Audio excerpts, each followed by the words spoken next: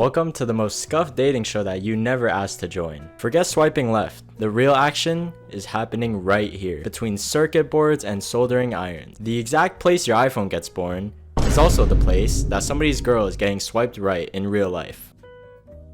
Okay, picture this. You're a 19-year-old girl, first day on the job. You don't even know how to hold a power screwdriver yet. But somehow, you've already found a fan club. Guys lining up with bubble tea, boxed lunches, and even red packets through WeChat Pay. One woman on Douyin says she found a boyfriend in just 3 days. That's faster than Amazon Prime shipping. Today, we're diving into China's factory dating market phenomenon, aka why punching in for a night shift may also mean punching in for romance. And here's where it gets kinda weird. These factories have started using dating hype as a recruitment tool. Yep, romance as an HR strategy. Job ads will literally show rows of young women in uniform, promising a chance at love along with a paycheck. Desperate guys sign up thinking that they're about to enter a live-action K-drama. Reality, they clock in, they take a look around, and it's just them with 500 other dudes staring at motherboards. One Douyin clip went viral with a man complaining, "Where are the girls?" Millions of views later and he still didn't get an answer. Congratulations, you just got catfished by a factory.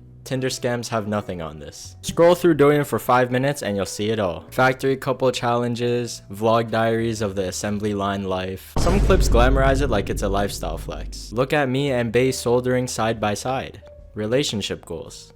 Workers crying on camera because their boyfriend got transferred to another line. The breakup is being caused by HR reshuffling. And then there's just shameless bragging. Girls showing off how they bagged a supervisor boyfriend, complete with light shifts and no heavy lifting. And bonus content, influencers just straight up dropping factory dating tips to their followers. Workers even came up with a name for it, the labor catfish scheme. It's basically bait and switch recruiting. Some factories with brutal conditions can't keep staff, so they dangle the illusion of pretty co-workers to lure in the lonely romantics. The irony? Factories market themselves as nightclubs. Come for the women, stay for the vibes. But when you arrive, the only thing vibing is the fluorescent lighting.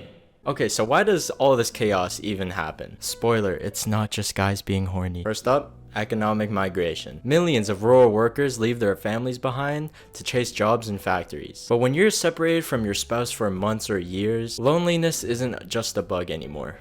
It's a feature. Unless you're rich, good luck bringing your spouse and kids to the city. Add sky-high rents, boom, you're stuck living in factory dorms like it's an infinity castle. Now, dormitory living makes things even spicier. Men and women share common spaces, do chores together, relax together. It's basically Love Island with broken fans and instant noodles. And because you're far from home, traditional norms loosen. Nobody's auntie is peeking over your shoulder, so you are much freer to just experiment. 临时夫妻 literally means temporary husband and wife. Here's the setup. Tons of men and women leave their spouses back home to earn money in big cities. And you see, at the factory, loneliness hits harder than a truck. So, what do they resort to? They pair up with coworkers for companionship. Eating together, sharing dorms, playing couple pretty much. Until New Year's holiday rolls around and they go back to their real families.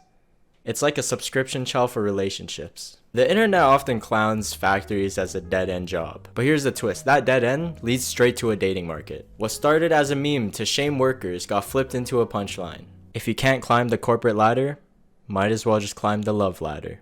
In these electronic factories, especially in Pearl River Delta, the male to female ratio looks like a League of Legends lobby. One report here estimates over 100,000 temporary couples nationwide. So when you cram thousands of guys into a dorm with only a handful of women, the vibe changes real quick from let's solder these chips to let's ship these relationships. So how do these relationships even start, and why the speed run too? Well, scarcity. There are so few women that even grandma age workers get approached.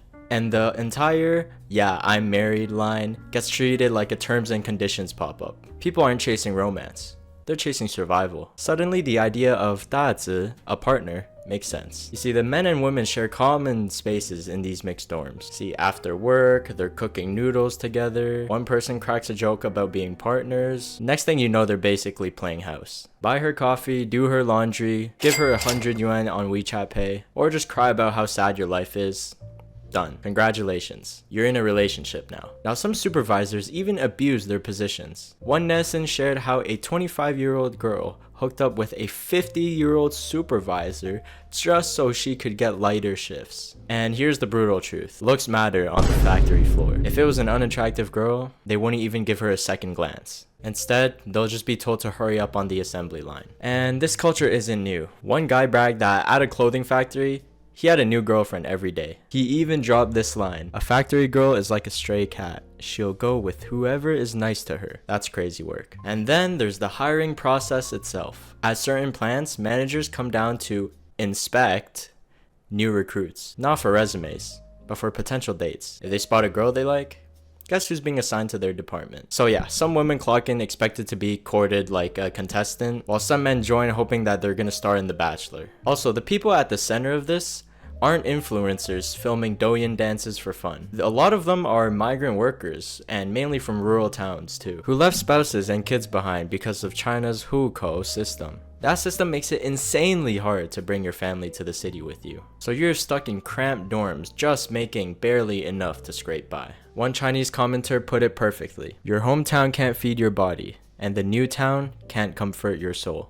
When you're living in that limbo, suddenly temporary love doesn't sound that crazy. It's survival disguised as romance. Now, underneath all of this are real human stories. Many workers didn't marry for love, but for stability. Then they move away, and what they face instead is loneliness, domestic violence. Temporary couples become their only shot at warmth. Well, our boy here got the worst end of the stick. He dated a woman 5 years older than him, which he mentions was his first love. Sounds wholesome, right? Well, she already had 2 kids and hadn't even divorced yet. And our boy only found out when her actual husband showed up at the factory, ready to throw hands. He almost got folded like the cardboard boxes on the line. So, next time you look at your phone, remember, these Chinese factories don't just assemble gadgets. They assemble lives. You know, just maybe just think twice before looking at a recruitment poster that looks like a dating app. Unless, of course, heartbreak is your favorite hobby. It sure is mine.